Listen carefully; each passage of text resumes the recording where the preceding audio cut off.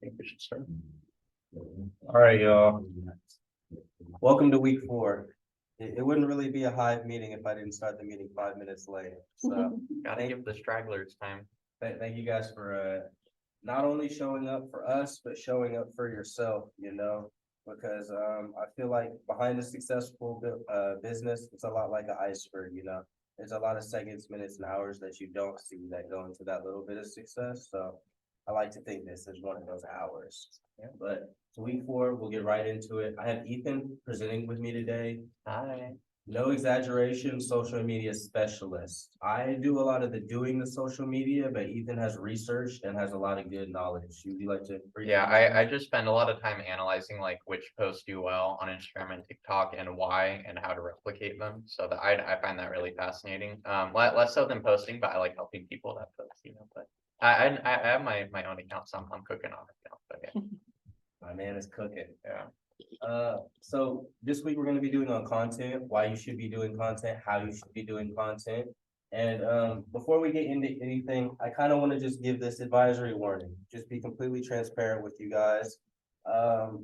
Everything we're presenting today, we've researched, we've experienced, and we've learned for ourselves. We're not professionals. I see us more as semi-pro. Not a lawyer, not a financial advisor. This is not financial advice, Yes. basically. But everything we're learning today, we researched and we've experienced. I've been doing content for about 12 months now and have a small following, but I feel like we have some good knowledge to share with you guys today. I usually start the Hive meetings by reading a short chapter out the book, so let's keep that tradition going. This one's going to be chapter 6 from Don't Worry, Make Money. This chapter is called Pay Yourself First. So on the surface, this is one of the least original ideas in this book. The idea of paying yourself first before anyone else is a concept that is often talked about. Most financial professionals realize that it's virtually impossible to accumulate great wealth without this type of discipline and wisdom. The idea is that if you wait till everyone else is paid before paying yourself, you'll never get around to it. There won't be anything left.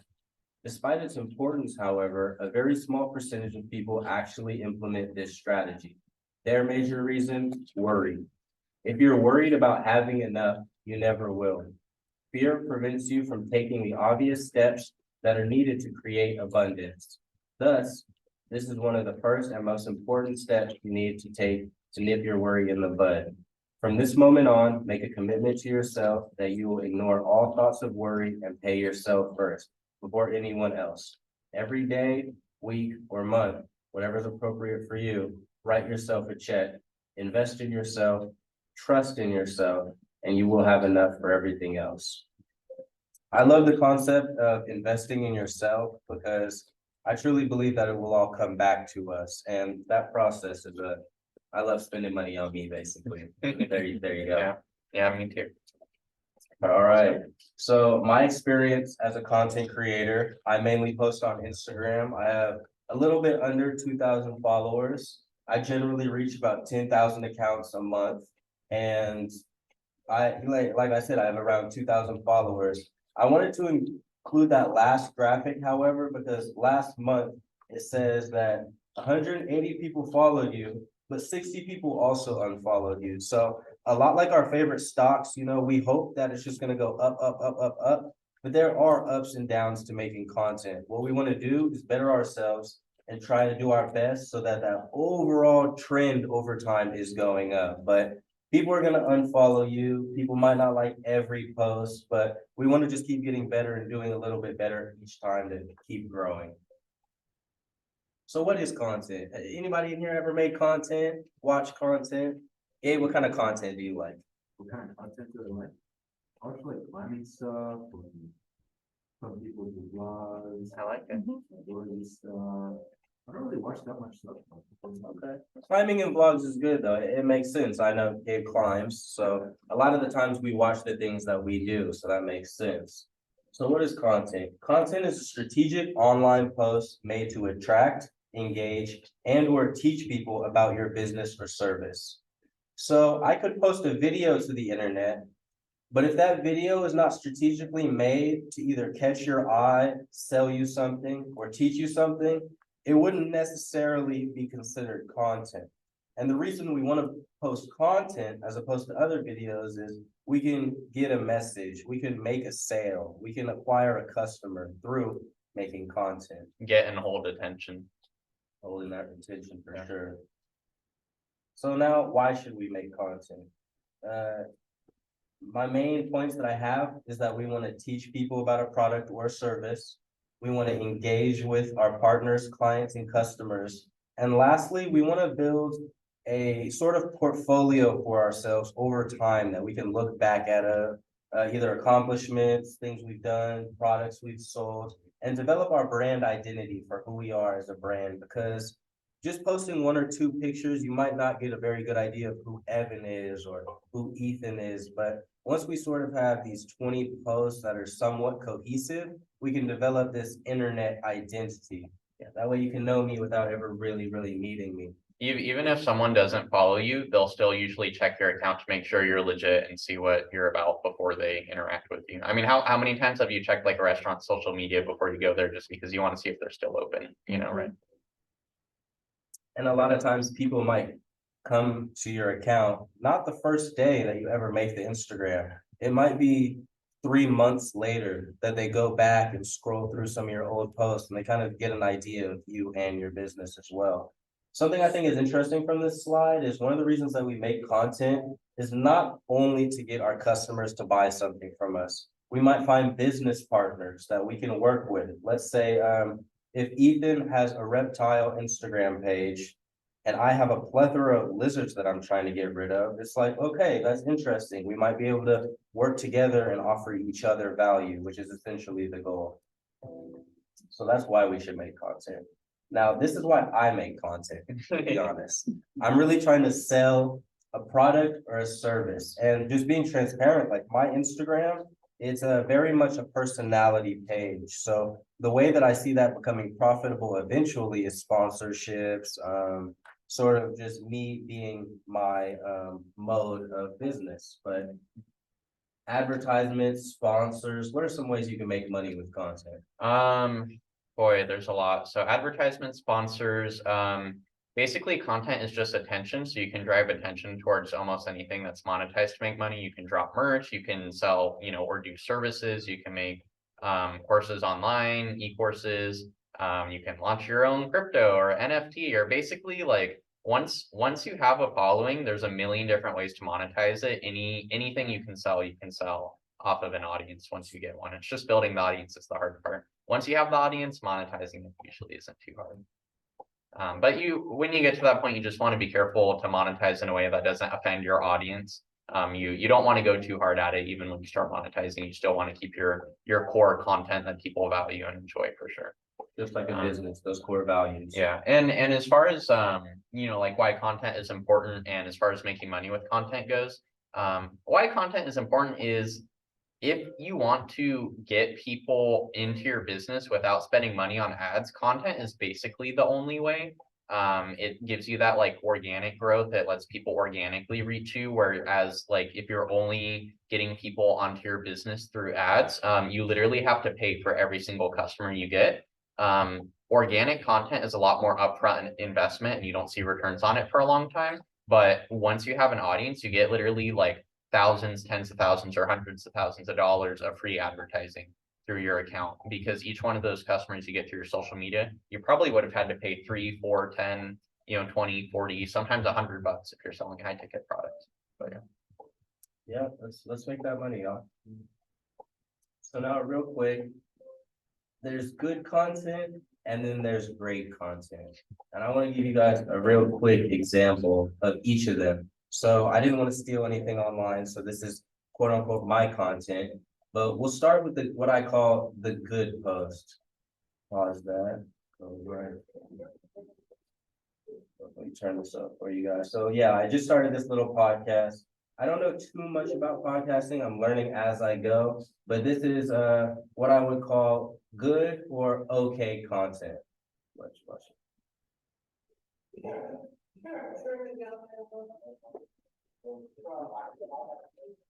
we'll turn it up for you guys.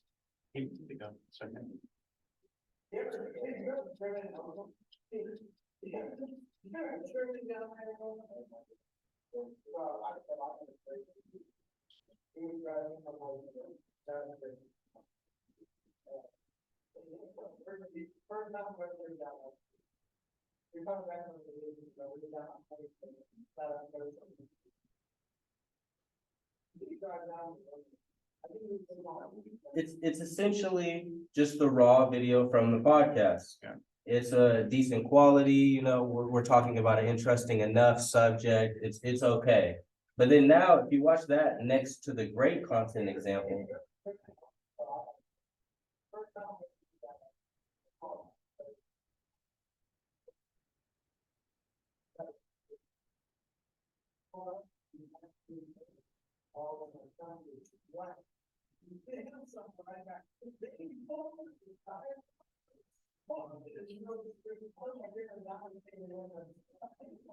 So just from like a 10 to 15-second example, you know, I think we would all much rather watch that second version as opposed to the first version. And a few reasons for that are what we're gonna highlight. Or maybe we should get some audience engagement. Does anyone want to say something that they noticed about the second video that was better? I made it like different, so Zero dynamic movement, okay? A lot more action going. There's a lot of things that were different. I think we could all see it. How long did it take you to do that? Ooh, too much time. Yeah, that's a good question. But now, something that we're gonna go over next week is how to quickly and efficiently take and Be edit the efficient video about it. as well. Luckily, I've probably been doing this for about 3 to 4 months. So it probably for like a 1-minute clip, it'll probably take me like 30 minutes to edit like a 1-minute clip. And that seems like a lot, but it'll get narrower down. And it also doesn't have to be that in depth. There's a lot of tools like my subtitles are automatically generated. A lot of zoom effects are just one click I do, and then it zooms in, but that's an excellent question. And do you have? Oh yeah, I was just gonna bring up the subtitles. You made your content more accessible to a larger audience. Especially, I don't know if the people in the Zoom can hear the audio. I know it was kind of quiet, so you didn't super know what was going on the second time, but or the first time, but the captions makes it like we're really obvious what's going on. You can follow along. And one note about captions we'll talk about later too is on platforms like Instagram and TikTok. 40% of people that watch your reels are going to be watching with sound off. And if you're just talking like, and you don't have captions, they're just going to scroll to the next thing. So it's really important to have captions just for engagement and actually keep people on your reels and make your content competitive. And then also there's accessibility and people who, you know, can't see well, or maybe can't hear well, and they have like a screen reader that communicates with them or something, you know, it's good for that kind of stuff.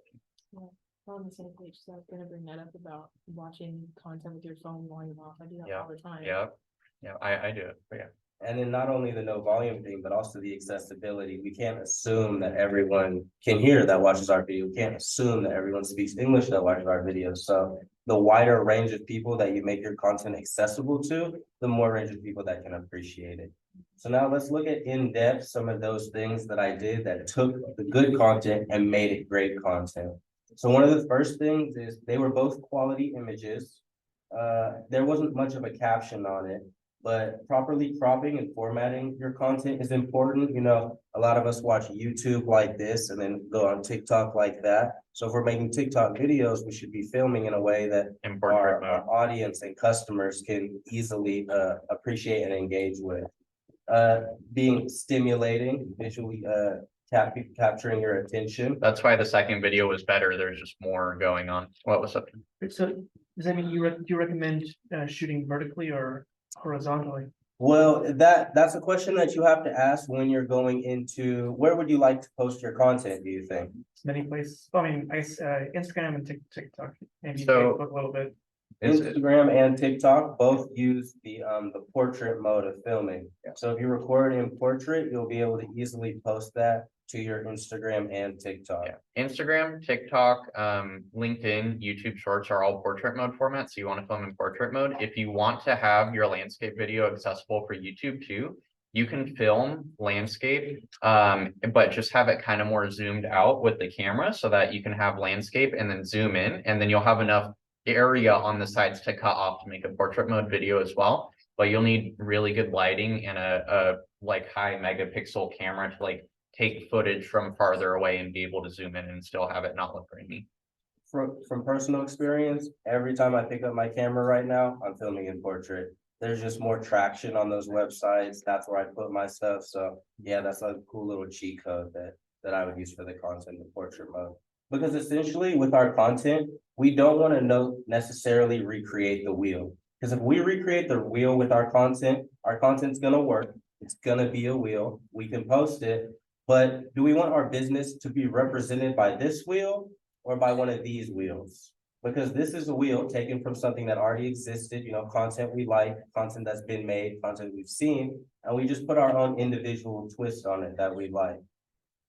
Anything about not recreating that wheel? Yeah, we'll talk about it more when we get to content pillars in a second here, but basically like you don't, especially if you're not like on these platforms a lot and you're seeing a lot of content on Instagram or TikTok, if you're just kind of posting to Instagram or TikTok for your business and you don't use them a ton, you have to imagine that like you're kind of like a foreigner or an alien, right? Almost, and you don't know like what's trending right now or what good content looks like on the platform right now, and you can't just assume that you can like post a video and just upload it and it's going to do well on these platforms. So as far as reinventing the wheel goes, that's like, don't, just try to like contrive your own thing or like come up with your own content without referencing what's already on the platform. You want to take content that's already trending on the platform or formats that are already trending on the platform, and you want to like squeeze your content into that. You want to fit within that.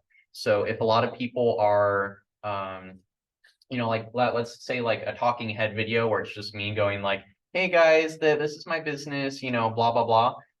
Maybe on that, this isn't true, but maybe on Instagram, talking head videos with captions do really well, and that's how everyone does those. Whereas on TikTok, no one's gonna watch your face for 15 seconds, and you have to like intersplice like an image or a meme like every 2 seconds or something, kind of like Evan's second version of the video. But you won't know that unless you observe the content on that platform and try not to reinvent the wheel. You got to take what's already working on that platform and fit yourself into it. And especially if you don't use the platforms a lot. I think a good point that you brought up is doing that research. A lot of times we're mindlessly scrolling, but when we want to get into making content, maybe watch the video 2 times, 3 times and see what did he do that I really liked about that video? What was so captivating about that? Because there's a balance of doing something that's already done and being original. If we're too original, it might not fit in what's popular. And if we copy them too much, then it's already been done before. So we want to add some originality, but it's really important to take what already works. Yeah, I would say as far as content goes, lean more towards the copying side. You don't want to copy people's words. You don't want to commit plagiarism where you say the same thing as someone like word for word. But the things you want to copy are like the type of video they're doing, whether it's portrait or landscape. You want to copy if they're doing captions or not. You want to copy the style, the audio they're using. Trends on Instagram and TikTok are basically just copying the audio that people are using and then like just injecting your own, personality into that basically. What's up? So do you just have to scroll and try to determine what's trending, or are there websites that will actually tell you what's trending and give you numbers? The best way is to look for yourself, because within your niche, there's not likely to be a website that has quality posts in that niche, and memes and trends within specific niches or industries are different than overall. So we'll talk about that with content pillars, because making your content pillars is basically the process of looking in your niche, categorizing what's doing well, and then I feel like you could sort of teach at least Instagram, because I'm more on Instagram. You can sort of teach the algorithm to send you training audios, because that's what I do, because I watch a lot of training audios, interact with it, save it, or like send it to myself in my other account or my friend's account and stuff. So like after doing that, a lot more trending audio start popping up for me. So what Vanessa said about when you see a trending audio, if you're scrolling through your Instagram or TikTok or whatever, and you see the same audio 2 or 3 times in a session, that's a really good indicator that it's trending. And on both Instagram and TikTok, you can click on that audio And then you can click save and you'll always want to do that. Even if it's not a trending audio, if you haven't seen it multiple times before, if it like gives you an idea immediately and you're like, oh, I could, do that with this part of my business, just save it. So saving audios is really big for content creation.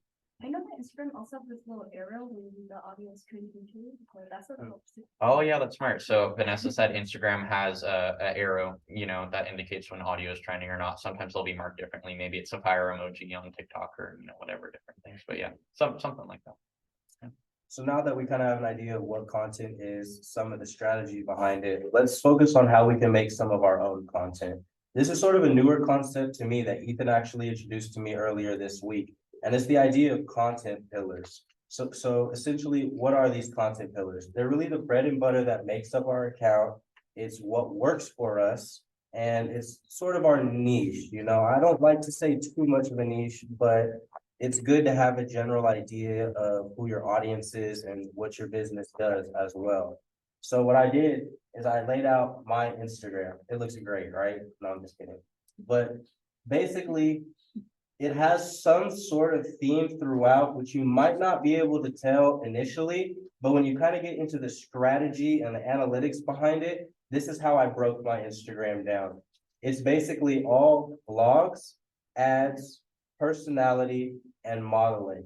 So I mix those up throughout my Instagram feed to sort of make and now you also have to remember my brand identity is sort of me. So that's why I mix in personality with vlogs, with a little bit of ads to get, some of that money.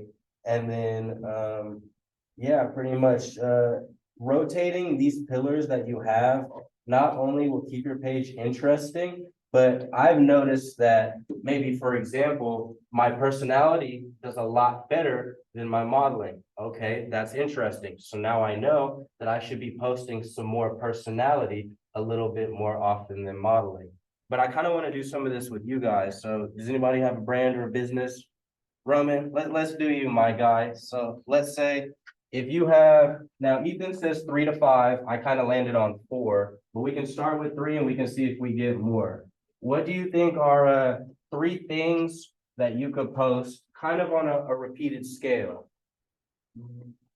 Probably like, product ad, something like,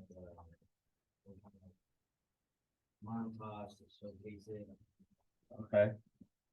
Something that, people don't get a value. Okay. Fitness brand. Right. Okay. So if the brand is fitness up here, he has his ad, his product, which he's trying to sell. And this is kind of something I was thinking about all day. I was plotting on you, Ron. I was plotting on you. So check me out. If we have a fitness brand, we can't just give them ads. It's not very convincing. I don't know who Roman is. I only know about his product through the advertisement, essentially. Some things that I think you could do is, what if we did a Roman workout? So now we have you get to experience, you get to meet him a little bit, you get to see what he's about. He can preach, maybe Roman really believes in discipline and lifting heavy weights. Okay, cool. There's probably other people out there who really like to lift heavy weights. So now not only are people learning about his product, but they're also learning about him, and those go hand in hand. What's something outside of the gym you think goes into fitness? Nutrition. Yeah. Nutrition? Okay, cool. So let's not take a second. Okay. Exactly. So now we have the meal prep. And a cool thing about that is, like, psychologically, people love watching food. So now we have our in the gym content. We get to meet Roman. We get to see him work out. I work out. Cool.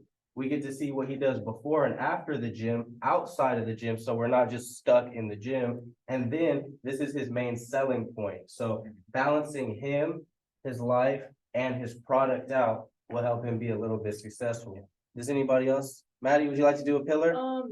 No? Can I make Okay. a comment about ads real quick? Of course.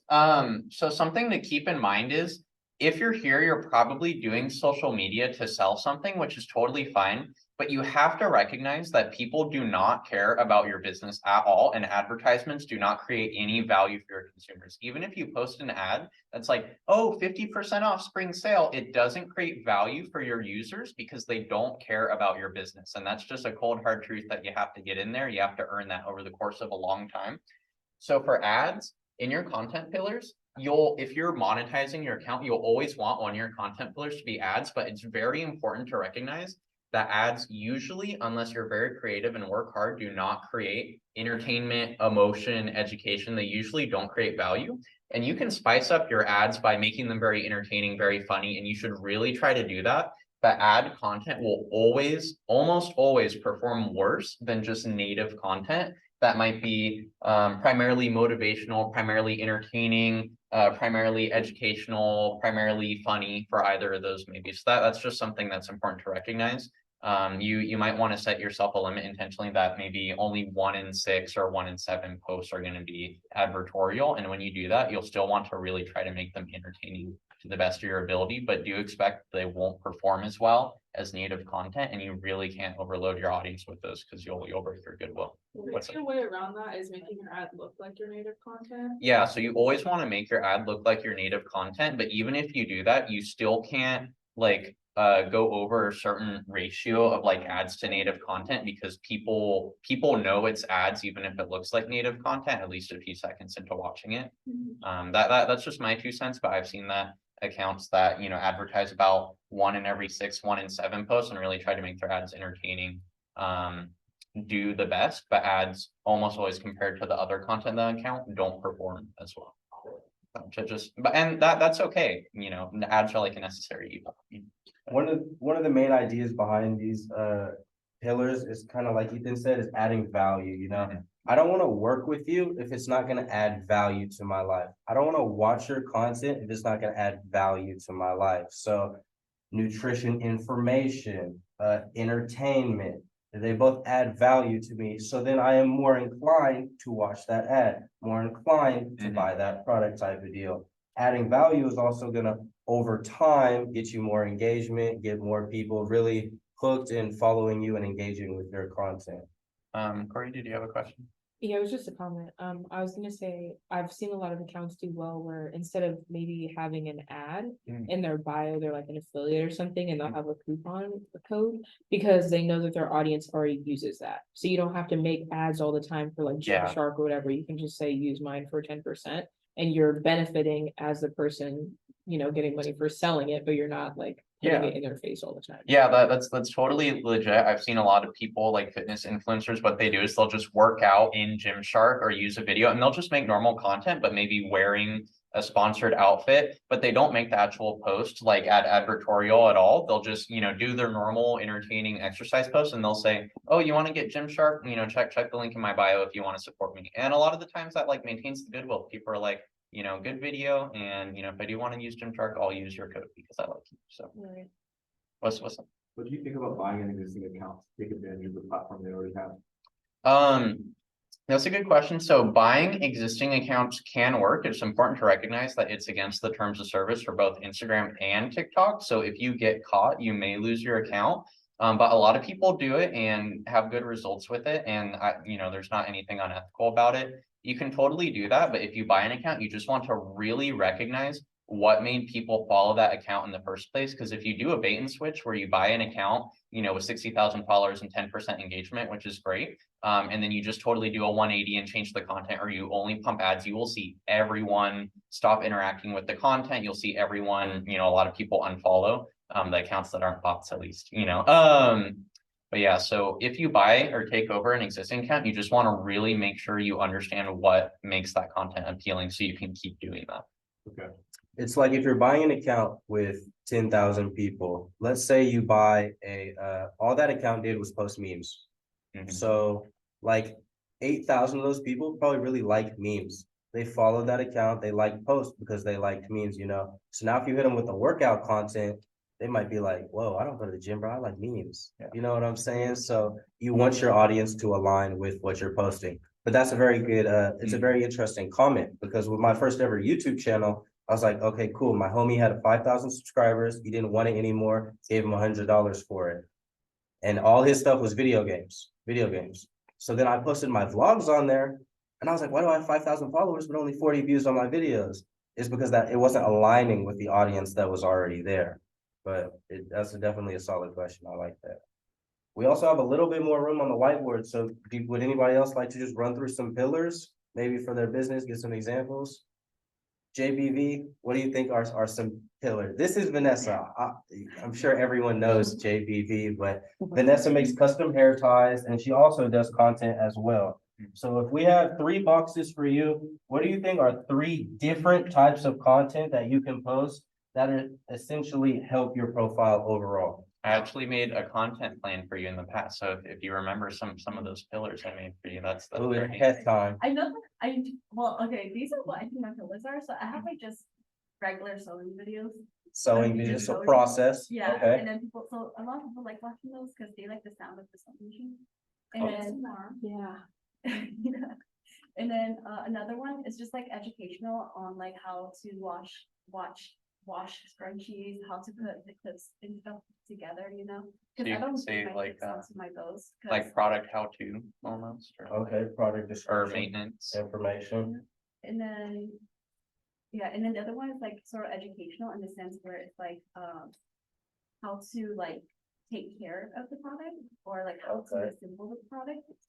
And then I sort of want to start a small series. I just don't have time to start it, but I want to start a small series of like, which scrunchies are, what is it, machine wash proof. Oh, Okay. yeah, okay. So let's do, we have your behind the scenes, we have your process of you making the scrunchies. Those are gonna be videos, you're gonna be working in the videos. So it's sort of centered around you a little bit, showing your process as the business owner. Then you have your videos of essentially just product, showing off the product. Yeah. That's kind of almost like your ad, because you're showing your product, you're like, hey, you can buy these. So you have you have your product, and then you have your scrunchy information. What's like a really cool, anybody have like a really cool idea of how you can make content, making scrunchies? Any ideas? I think, well, anyone have any? A way that you're not supposed to use it as a joke.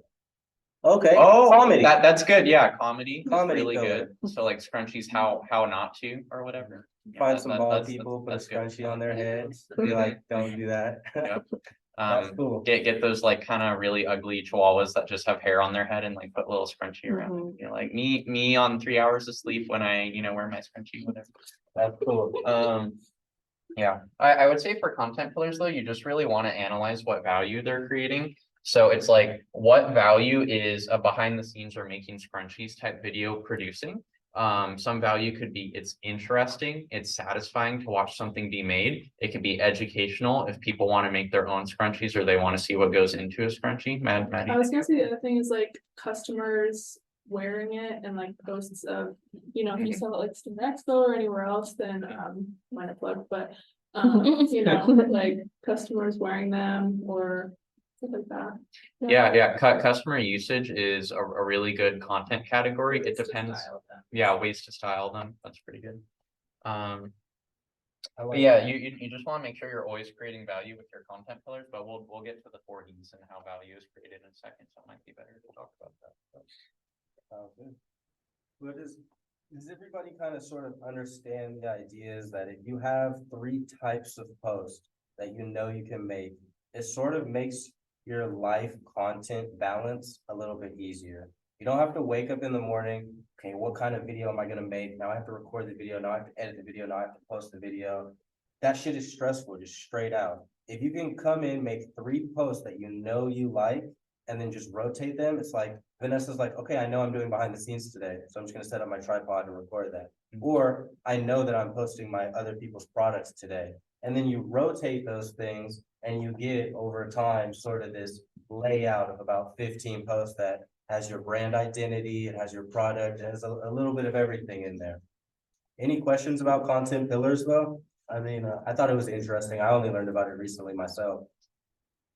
Yeah, if you have trouble staying consistent with content, if you feel guilty because you feel like you should be making content and you aren't, content pillars might be really helpful for you because a lot of the times like procrastinating on making content or kind of like wimping out on making it is an avoidant behavior because making content gives you anxiety. So you wake up today and you're like, "Oh, I haven't posted in a week." There's guilt. That's one. You're like, what should I make? Like, I don't know what to post. What sound should I do? What trend should I do? That's anxiety. That's overwhelmed. That's two. And then the lethal one. Yeah. What was I was that? gonna say comparing yourself to others. Comparing yourself to others is another deadly sin. But when you're trying to make content too, another one is like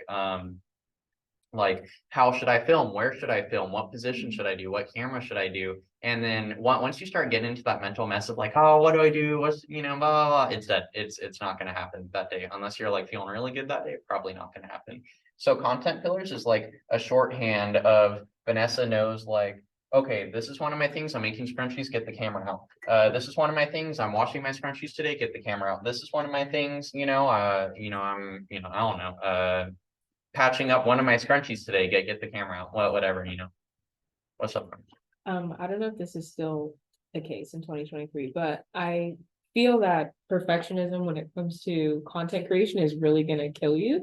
If you look at examples of people who started, let's say on like YouTube or something back in the day, like Emma Chamberlain, her content was so like, it wasn't bad, it was very entertaining, but it was not at all like well No, produced. not polished. And now she's like wearing, Gucci and like doing all these Yeah. brand things. And so you can come up off of content that isn't perfect. So Mhm. if you're, in a period of not wanting to make content because you're like, I don't know what to do, the camera angles, all that, just get your camera out and record it. You know what I mean? Yeah. And just put it together. Yeah, don't let perfectionism kill you for sure. What's up? Going off of that, sometimes I find myself like on YouTube actually being more attracted to like more raw type videos because I know that like for example Casey Neistat, I just love his videos just because it's so raw. He just throws up his vlog cameras, just going around New York City Mhm. and not really thinking like that much into it, but it's also like well edited, but also like not too well polished. It feels like Organic. real, exactly. Yeah. It feels like a real person. Or relatable. If you wait till you're perfect, you never will be. Yeah. Right. You know what I'm saying? Even today, like I'm doing my vlog, my daily vlogs, right? So I wake up in the morning, I get some clips. I took some clips today and I'm like, this video is gonna suck. Like I hate this video. You know what I'm saying? But I understand that vlogs perform well on my channel. I know what I'm doing. I have a plan for my vlog in my notebook. So all it is following through. And then halfway through the day, I'm like, oh, this might be really cool.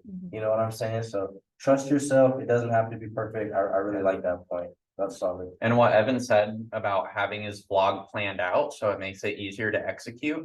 Life hack, that works for everything in life. No matter what you want to start doing in life, if you decide what you're going to do and how you're going to do it beforehand and write that down and turn it into a bullet list, it makes it a lot easier to execute in the moment because you don't have to be like, oh, what should I do? How should I do this? You just do it in the moment. And then as far as what Corinne said about not dying to perfectionism and also what Maddie, were you talking about comparison syndrome, not comparing?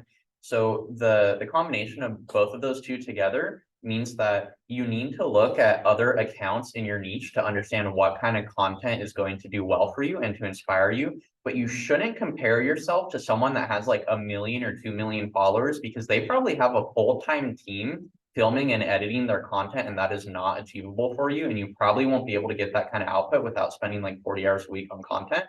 So I would recommend, if you're at 0 followers, compare yourself to someone that has like 100,000 or maybe 200,000 followers max, maybe 50,000 minimum. And that's the perfect in between where like, their content is good enough to where they're getting traction. And if you emulate them, you're going to succeed. But they're not at the point where like they have enough money to pay a full-time team to make all their content. That's the point where you can still replicate it. Once you get to like, 100,000, 200, 300,000, then you want to start looking at people that are about double that or like up to 1 million followers. And once you get past that, you can teach me about social media. And everybody with 1 million followers had 1 follower at a time too, you know what I'm saying? So, yeah. All right, let's see what we got next. How are we doing on time? My laptop is dead and my watch does not work. 4:44. Okay, that was doable. Look at that, that's beautiful. The 4 E's, sorry. So now the 4 E's, what they are, is it's 4 essentially strategies that make your content hit or successful or Creates engaging. value. Creates value. So number 1 is educate. I could teach you about, okay, whose business are we using for an example? Could we use the art? Okay. The photography? Okay, so my man does art, essentially film photos on a very high level. So what he could do is he could educate you about his photos and the process to which he makes the photos with. He could also entertain you by showing you him taking photos or showing you photos that are done, or maybe a time lapse of a photo being developed. So he could teach you or he could entertain you. He could also reach into some emotion. Maybe you have that one photo that really just like brings tears to your eyes, you know what I'm saying? So just locking in on that one photo, adding some music that captures that emotion. That's something that when you're scrolling, if there's something that hits you on an emotional level, you might be thinking about that post all day. And now you're creating a communicative, effective content, Yeah, essentially. you're inspiring that emotion. And then the last one, which I want Ethan to speak on, is really cool, echoing. So what do you have to say about echoing? So basically the 4 E's overall are just a checklist to make sure that your content is creating value for users. And you might think like, oh, value, I'm not putting money in my audience's pocket, but people come to TikTok or Instagram or YouTube either to be entertained, to learn something, or to feel a certain way. And the best content does multiple of these at one time. But if you look at your content and you're like, not really super educational, not like super entertaining, not super emotionally inspiring, your content is not going to do well. So basically the 4 E's are just like a checklist of you need to do at least one of these really well. And then you should probably put a spin of something else into it, especially if you're educating. Education is hard to stand on its own. The best and most viral educational content incorporates either emotion or humor into it as well. Humor and emotion can usually stand on their own. So just keep that in mind. Humor is the strongest. About 50% of users on Instagram and TikTok come for humorous content or more. So I've seen a lot of accounts that are held back because they have quality content, but they don't capitalize on humor or entertainment. Like photography, for example, you can take really beautiful, amazing pictures. But unfortunately, there's a lot of people on Instagram that take beautiful, amazing pictures, and the photographer accounts that people are going to gravitate towards are ones that make memes or ones that entertain or ones that tell emotional stories, and usually that's in video content. But yeah, so education, entertain, emotion, you're gonna want to do at least one of those in your content and probably spin in another one. And then echo. Echo is kind of the 4th E that I added, because if you do all that, your post may still not succeed if you don't make your content look native on the platform. And that's kind of what we talked about earlier with, matching portrait or landscape mode for the platform, or, if everyone is using captions when they're talking and they're doing primarily talking based content, you better be putting captions on your talking based content. Echo is just about whatever kind of post you make, finding successful posts like that on your platform and imitating them, right? So I hope that makes sense, but basically you want to identify what kind of content you're making. You want to look at what content of that type is successful on the platform, and you want to make sure that you're filling the same format, that your content looks and feels similar. That way, when people are scrolling, it doesn't break their immersion. It feels like it should be on the platform.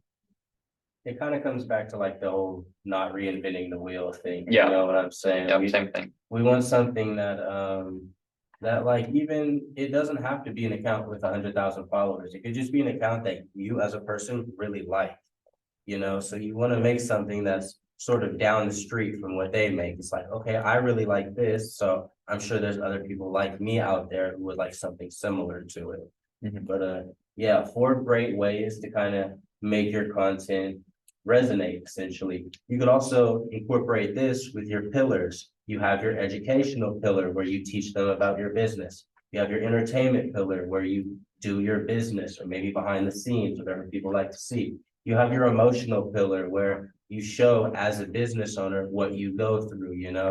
We all work hard in this room, you know what I'm saying? So there's other people like us who are like, it's sort of inspirational or motivating to see the people doing their business stuff. So your emotion and then your echo stuff, which is sort of like mirroring the viral content. When you make your content pillars, I would highly recommend putting down like which of the 4 E's you're primarily trying to target with each content pillar. So for the workout stuff, I've Evan put that already, educational plus entertainment. Same thing for nutrition. Meal prep would probably be educational plus entertainment, or even you could do education plus humor. If you want to be like, oh, bulking season, check out my meal prep. And it's just Ron eating like a jar of peanut butter with a spoon or whatever. And you're kind of like, oh, but it's also funny, you know? But yeah, so content pillars definitely like what kind of value you're creating with each type of post based on the 4 E's. Great checklist to have. Yes, sir. And like Ethan said, nail one and add a little bit of a second is where you're gonna see the most success. If it's fully educational, I don't know about you, but I hate class. You know, that's fully educational, you know what I'm saying? If it's purely entertainment, you might not get anything past that. If it's purely emotional, then adding two of them is a lot more powerful essentially. I will say though, entertainment and emotion stand on their own the strongest. You can have viral posts that are just emotional or just entertaining or just funny, you know, funny goes under entertainment. Dry educational content will not do well though. You need to mix entertainment or emotion in with educational. What's up? Is the guy that we used for the pillars still here, the fitness guy? My boy Roman Yeah. Reigns over here. Do you know who Lee Lem is? Okay, no, Lee Lem. He's like an Asian guy from Australia. You should look up his content because he's very good at these 4 E's that we're talking about. Because he does fitness, but he adds a lot of like humor into it, and his content does really well. Because he's educating you, but it's also funny, and he's not like forcing it. I would look at his stuff. One fitness trend I've seen recently doing really well is the guys like, oh, you know, here's for your bulking season or your protein requirement or whatever, and it'll be like, you know, a normal beautiful meal, and it's like 1 pound of chicken and some broccoli, like, you know, 100 grams of protein, you know, 20 grams of carbs or whatever, and it's like classical, like good music playing, and then he like slicks up his hair with like whipping cream or whatever and makes like a horrible like silly face, and he's like, or if you want 100 grams of protein, you could eat like a whole can of cottage cheese. And he was like, you know, so it's just like kind of the contrast of, oh, need 100 grams of protein, beautiful chicken dinner, or cottage cheese, you know. Yeah. All right, and then what we have lined up for next time, I know is very like sort of strategic, analytic, sort of like the textbook stuff about content. Next time, some stuff we're gonna go over is how to film ourselves for our content, how to edit our content effectively, how and when to post strategically so that we get the most engagement and that the most people see our content. And then also how to go the extra mile with our content. And what I mean by that is a lot of times with Instagram and TikTok, you might only get engagement with your content the day or the few hours after it's posted. How can we get engagement for our content next week so that means we don't have to necessarily do as much. We can reuse and recycle our content. Evergreen content. Evergreen content, man. Save the world, man. Oh no. But I'm pretty sure that's all we have for today. If there's any questions, comments, anybody want to Do you say? guys have off the top of your head when that is? All hands is the 17th, so that meeting should be the 23rd or 24th. Something like that. And anyone have questions? It's okay if it's a selfish question too. If you're like, oh, you know, this is my account. What do you think I should do? You know, whatever. It doesn't just have to be about the presentation, but any questions? I think in the room, there's Sorry, a lot I'm of, looking at you. there's You're just in the front. there's a lot of different kinds of businesses in here, and essentially we'll be making a lot of different kind of content. But certain strategic things that we're doing will all be very similar to each other. You know, we might all be having 30-second videos, or we all might be using captions or some type of strategic caption and hashtag system. But the content pillars, the 4 E's, and short form video are all staples across all industries and niches right now. So just keep that in mind. But yeah, until then, thank you guys for showing up for us and yourselves as well. I'll take this last question before. How often do you post? How often do I post? How often should you post? How often should you post? So That's a the different funny, a funny thing, I haven't posted in 2 weeks. The funny thing is that in this content game, people are gonna tell you consistency. So I had a period in my career where I was posting every day. And what I noticed is when I posted every day, the quality wasn't that great. People got tired of seeing me and burnout. It just wasn't fun to do. I didn't enjoy it. And so all those things made me not want to do it. Then I had a time where I posted once every other week. And then people were like, oh, we're dying for this video. We need to see more videos. So I would say how often you need to post really comes down to you, your business, your lifestyle. Find something that's comfortable for you, something that you can fit in with your life and not stress yourself out, hate Instagram over. But then also something that's enough for your audience to be, man, every time I open Instagram, I'm seeing like these dope pictures, you know what I'm saying? So where I've landed with that is around twice a week, maybe 3 times, maybe only once, but that helps me maintain quality. That helps people, there's a demand for the content because it's not just every day, but that answer is gonna be different for everybody, but that's probably the best thing I could say. Can I chime in? Or I would say there's definitely two distinct strategies that I see people be successful with. The first is posting every day or nearly every day, but that's only possible when your content pillars are types of content that's easy and quick to produce. If you're just doing talking head videos with a caption and that's it, basically, you can do those every day, spend like, 20 minutes on your post for the day. If I'm if my Instagram is about like social media marketing for small businesses, I could just give one tip every single day and I'm just talking with captions and crank those out really easy. The second strategy is to post less frequently, but each post is a banger and it hits really hard and it's really high quality and it totally depends on your workflow. But those are two paths to success. It's just if you're posting frequently, you need to make sure that that's because you're working on the post during that time and it's representative of the effort you put into it. But at the end of the day, if your business is making money and social media really stresses you out, it's okay to not post the optimal amount. Your mental health comes first. And then one thing that we're gonna touch on next week is like when it comes down to how to post, a lot of the times we think that it all happens the same day. We take the video, we edit the video, and we post the same day. A lot of social media managers and professionals, they block out either Saturday or Thursday. They just film all day and they might edit all day. But then what they do is they get these scheduled posts. So then next week you can schedule 3 posts. Then next week you can schedule 3 more posts because of the work you did today. So then you're kind of good for 2 weeks if you have that day. But again, it comes down to your schedule, your work, your life, relationships in your life. You know what I'm saying? Content is important, but it's never more important than our mental health and physical health. Like, to be honest, you know what I'm saying? Can I add on to that? Yeah, So what's up? if you're curious, like, depending on your Instagram account, like, you could look at your follower engagement and it shows you what time your follower engagement peaks. So you could post like 1 or 2 hours before that peak. And they'll more than likely see it too. Yeah, I will say maybe Evan disagrees with me, but I've seen a lot of marketers and a lot of social media people saying that time can influence engagement, but right now with the current algorithms on most platforms, it's only like a 5% factor. So it's definitely not worth stressing about if you don't have like a solid overall content plan and you don't have like kind of the basics sorted out first. Don't stress about like what time you're posting. That's just kind of like your last like cherry on top, last 5% improvement. And it's definitely not something to be like, "Oh, it's 8 p.m. I can't post this, what it.